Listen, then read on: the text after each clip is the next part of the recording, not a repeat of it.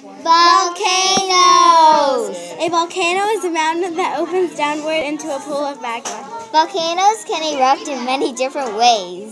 Volcanoes can also cause many natural disasters. It can also cause flash floods and earthquakes. A volcano can harm earth and houses and towns by its hot lava and smoke and ashes, when magma from within the upper mantle works its way up to the surface. A volcano explodes by Pressure forcing the magma upward. And explodes off the magma, turning into lava. Some volcanoes don't explode for forever, that's called extinct. but others can explode but not in a long time. That's called dormant. Most volcanoes do erupt, that's active. Thanks for watching!